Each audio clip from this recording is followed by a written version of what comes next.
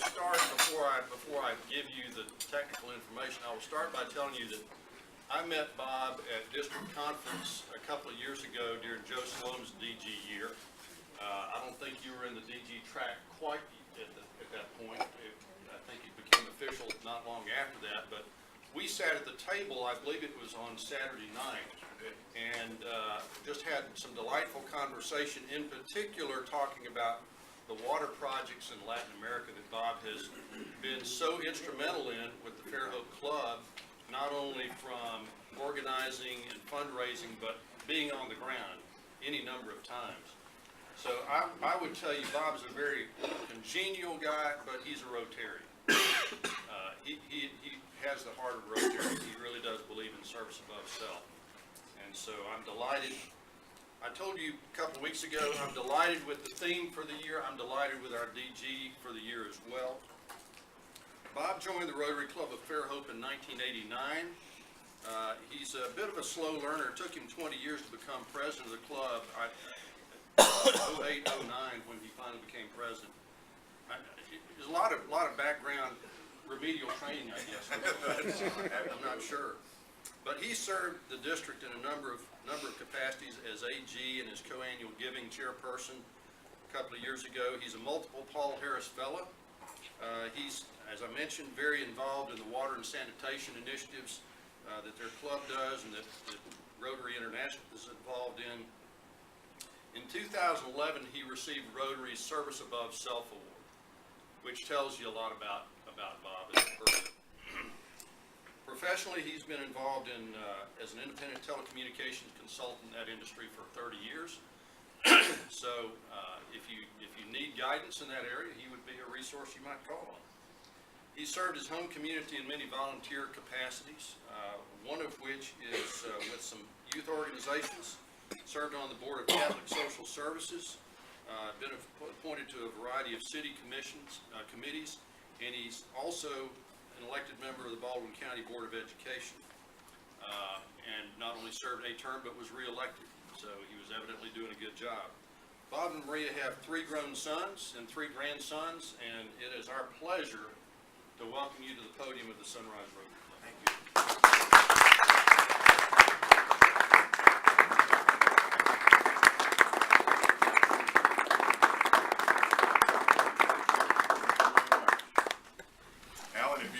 Sit down. I'd like you to join me just for a moment. I think most of you probably saw the June issue of the Rotarian magazine. It was the photo contest, and the prize-winning photo is of a child daydreaming in a window, a child with dreams of his future. I don't mean to sound bragging, but my son took this picture and won the contest. And what I would like to do is present President Allen with a copy print of this to remind you of who we're working for this year. That's Thank you for having me. Thank you. It's a wonderful photo. If you didn't notice it in the issue of Rotarian, go back and look at it. It's fabulous. Thanks, Bob. And I thank those of you in the Montgomery Sunrise Club for having me here with you today. I've been looking forward to this visit, not because you're a difficult club, because you are a great club. And I wanted early in my tenure to visit those clubs that have been doing particularly well, to encourage them to continue doing well and help me lead this district this year.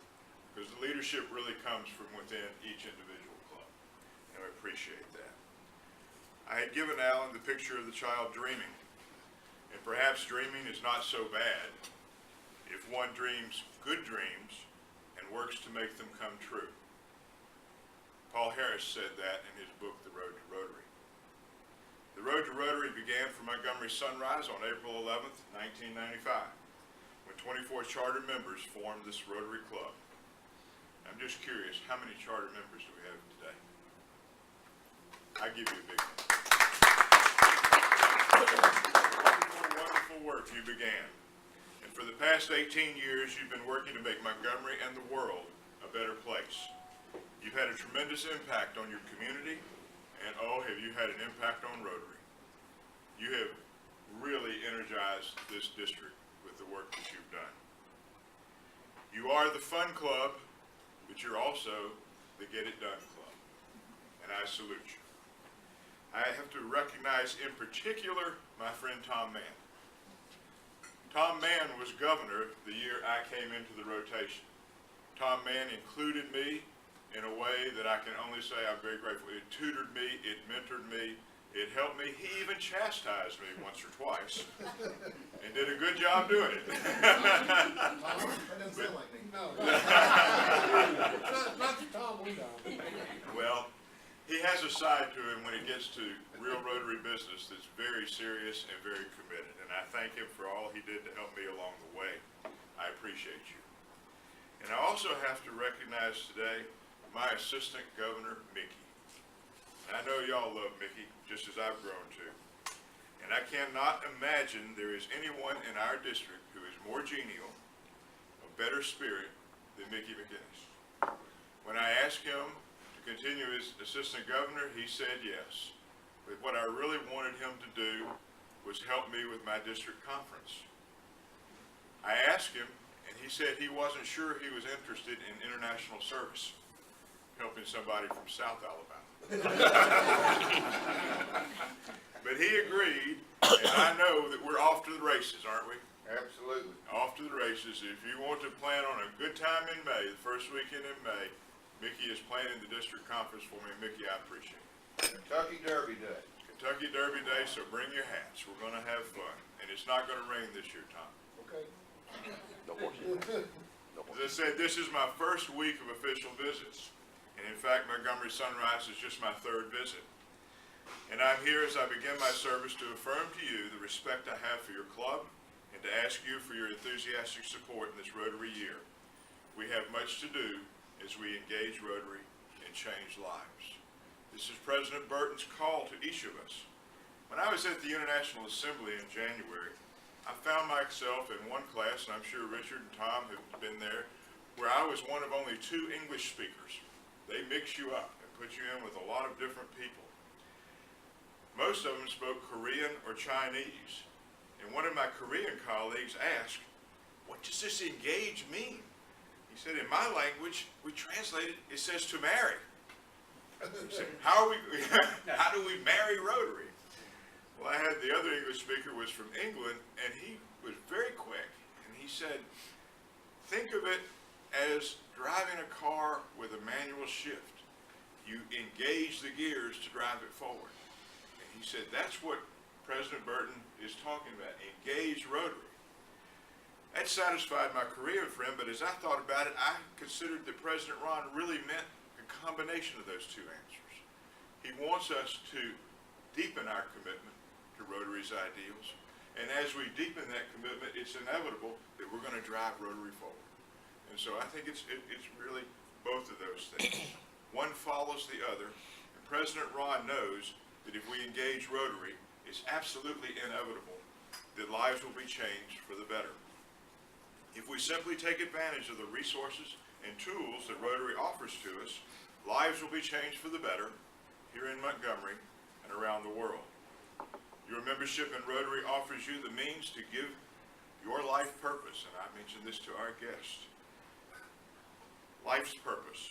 An 18-year-old Interact student, very smart aleck kid, recently reminded me, she had been reading Emerson, that life's purpose was not to be happy. It is to be useful, to be honorable, to be compassionate, to have it make some difference that you've lived and lived well.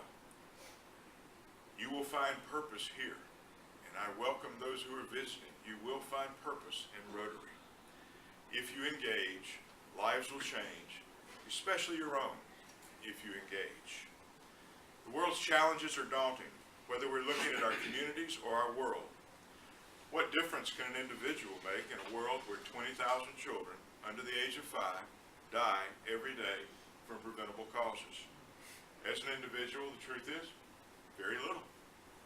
But by joining together with more than 1.2 million other individuals of goodwill, we can change the world.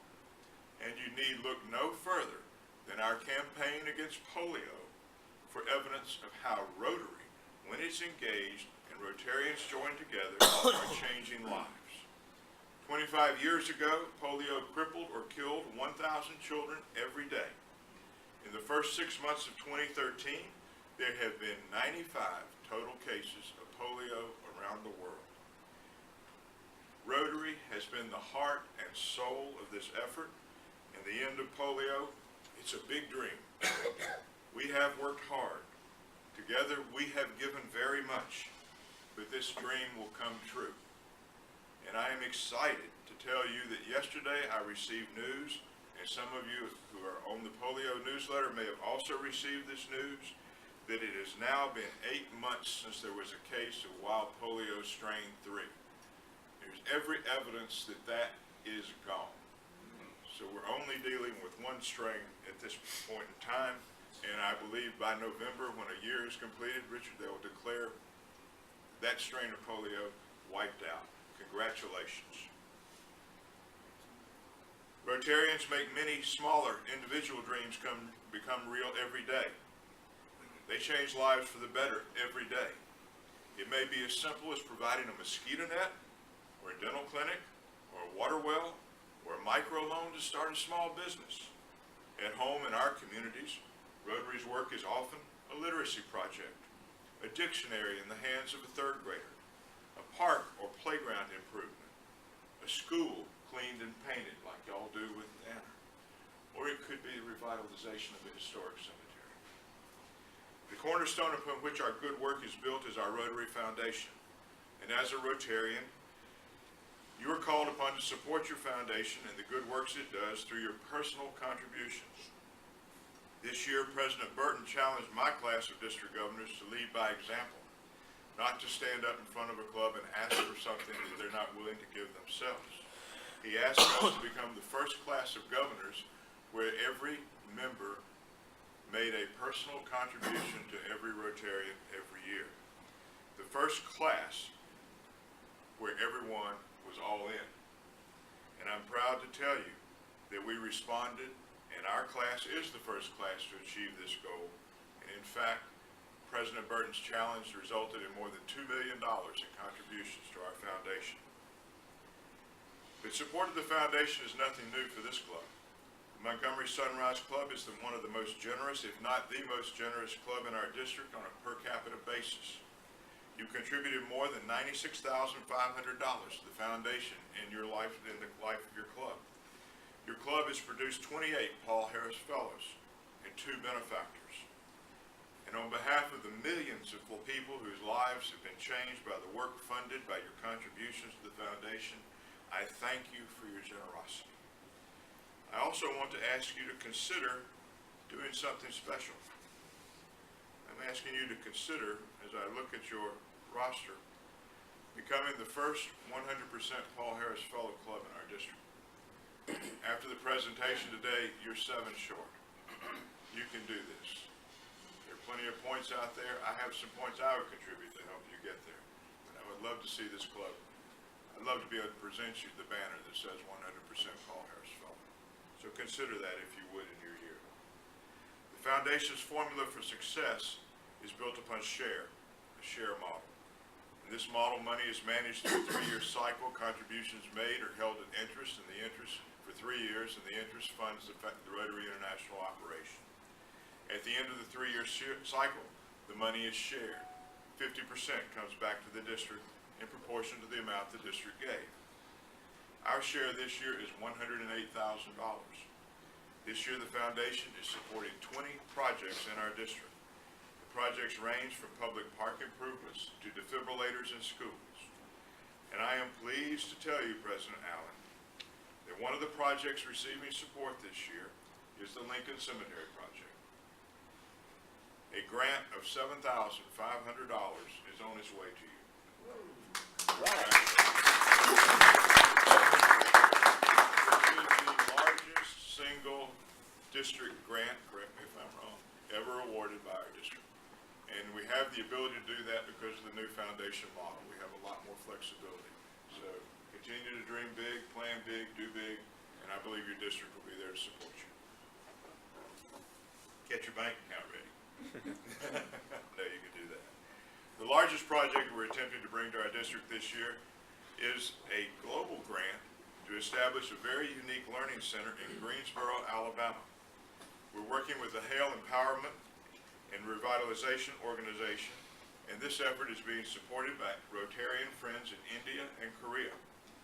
These two foreign partners are contributing $12,500 to this project, and with the match from Rotary, that will yield $25,000.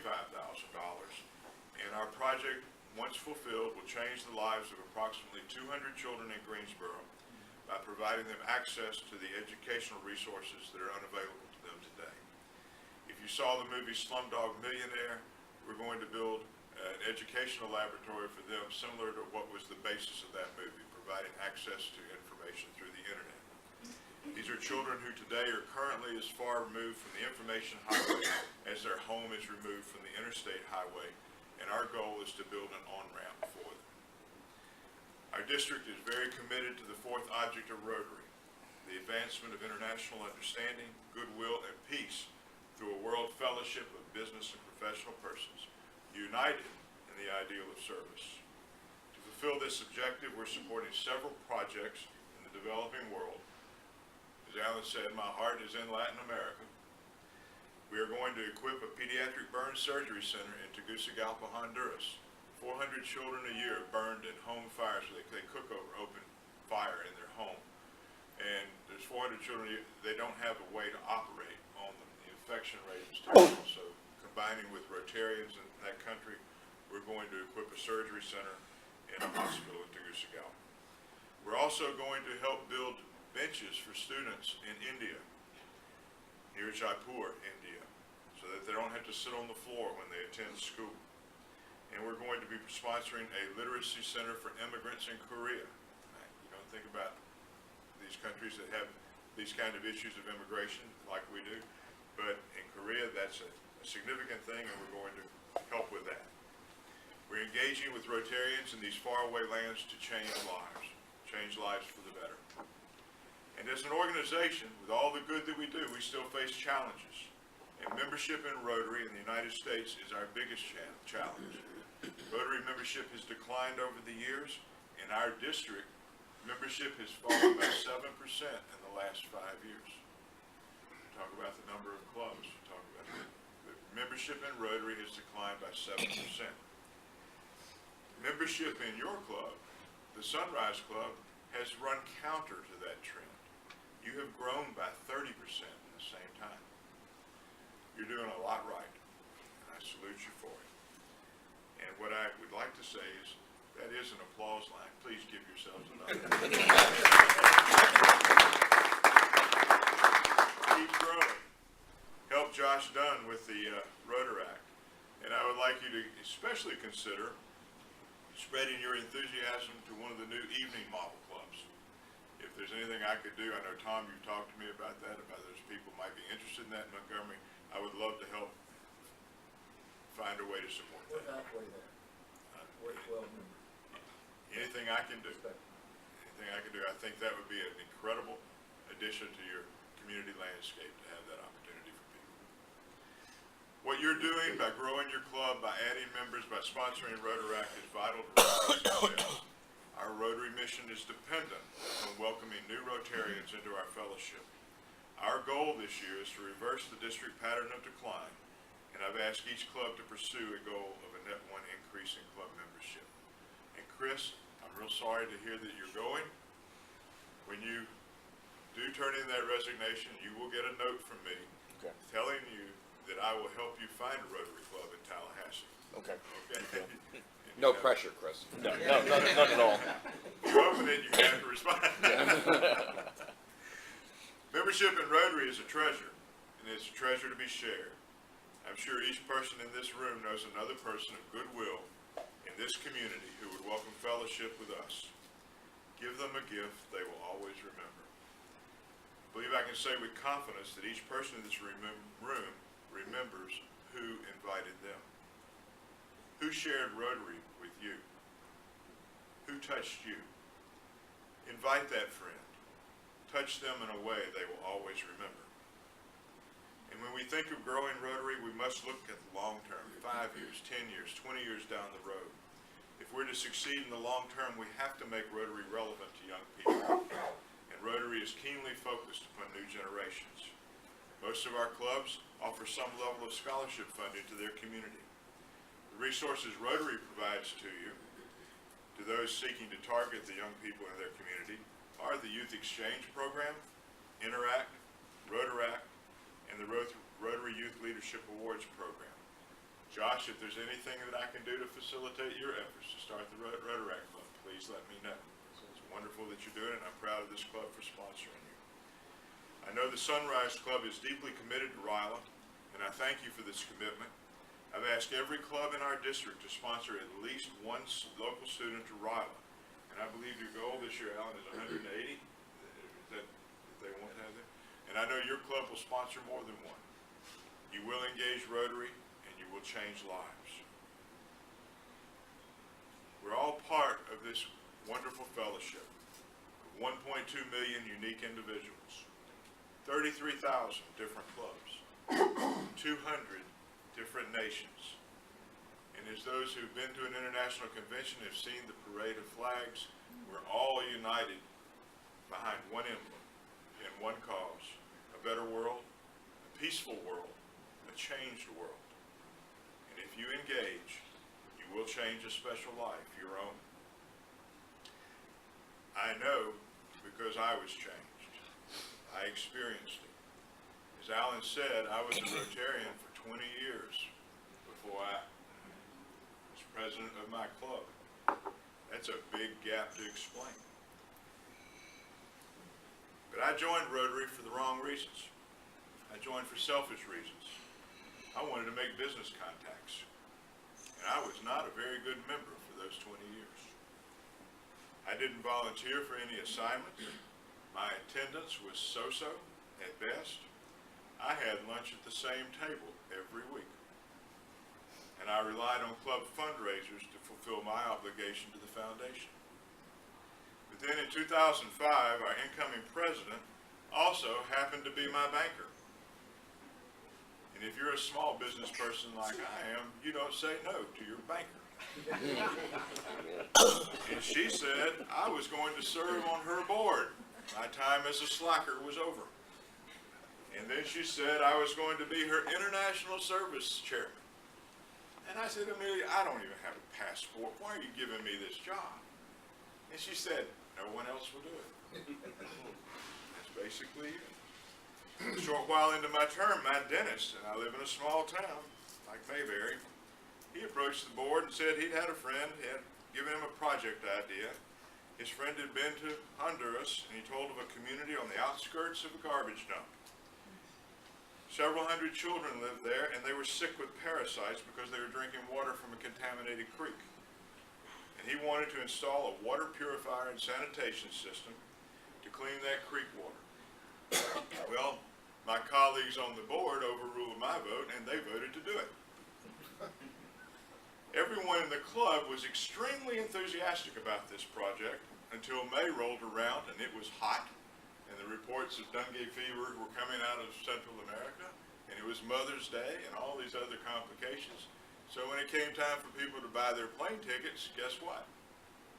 The line wasn't long. My dentist and I went. It was hot. We'd been there for 3 days doing this work. He was cleaning teeth, pulling teeth, and I was helping get this system installed and tested. I was sunburned, I was mosquito bitten, and I was tired, and I wanted to go home. But before I left, I had noticed that there was one teenager, a young girl, who had been particularly helpful. She'd worked hard for 3 days. She'd been there with us side by side for 3 days. And I said, being the big gringo that I was, I'm going to do something for this child. I'm going to give her some money. So I pulled a $20 bill out, and I offered it to her for her 3 days' work. I expected a smile. I expected, muchas gracias, senor. I expect maybe even a hug. But my money was refused. And I was told, no hago esto por dinero. I don't do this for money. This poor child on the edge of a garbage dump knew more about real purpose and real giving than I did. And her words forced me to ask myself why I was really there. So I folded up my $20 bill and mumbled something about gratitude, but before I could turn and leave, she said, "Boberos, will you come back?" I was beginning to dislike her. She was making me stop and think when I just wanted to go home. She was asking me what type of commitment I was capable of making. And a pair of large brown eyes wanted an answer. Well, Alan, it was my answer that brought me here to you today. As Rotarians, we have the privilege of membership in the greatest private force for good in the world today.